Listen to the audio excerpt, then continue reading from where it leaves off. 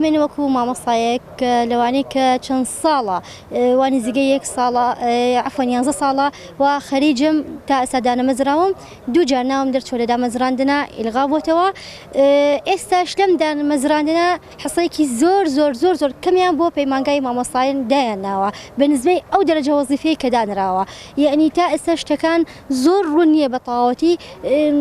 تا ئێستا یەکێک خۆم تەقدیم نکردو بۆ تەعیناتەکە جارێ 3 ڕۆژە کراوەتەوە تاکو ئێستا گەیشتووەتە 42,000 کەس ئەوانەی وا تەقدیمیان کردووە نسبەیەکی ڕادەیەکی زۆرە بە گوێرەی ئەو دەرەجاتانەی وا دادراوە. داواکاری ئێوە ئەوەیە لێرە زۆر بە چاودێری و یعنی زۆر بە تەدقیقەوە بە وردبی ئەبێ چاویان لەو تەعیناتە بێ زۆر بۆ ئەوەی ئێمە غەدرمان لێ نەکرێت وەکو ساڵانی داهاتوو. یعنی ئێمە چەند ساڵە محازڕین و مەجانین و لە قوتابخانەکان دەرسەڵینەوە ئەبێ چاویان لەم شتانە ببێ نەک لەگەڵ واستەکانە ببن و جەماعەتی واستەکان بێنن ناوەکانیان داخڵکەن ئێمە دووبارە و سێبارە و چواربارە ئێمە غەدرمان لێ بکرێت. حتمەن واستە هەیە حتمەن.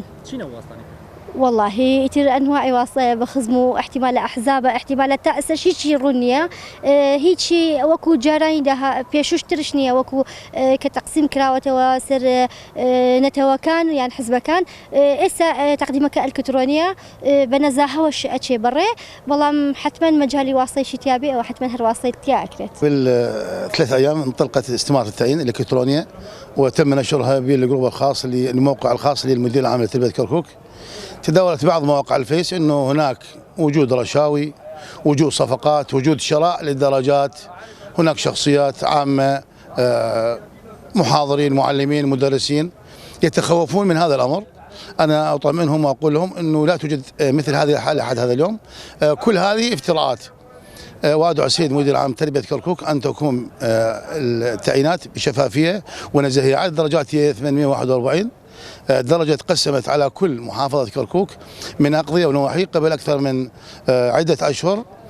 تم هناك مسح ميداني لكل المدارس الموجودة بالأقضية والنواحي والقرى ومركز المحافظة. النقص الحاصل في كل مدرسة تم تسجيله.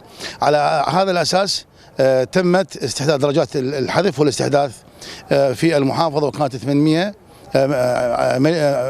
2000 درجة و841 درجة.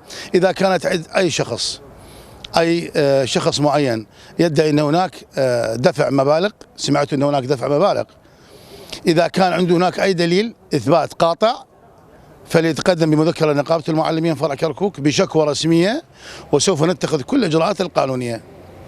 ولن نخاف الحق لومة لائم، ونأمل أن تكون التعيينات شفافية ونزيهة وتشمل كل مكونات كركوك وبنفس المسافة لجميع المكونات.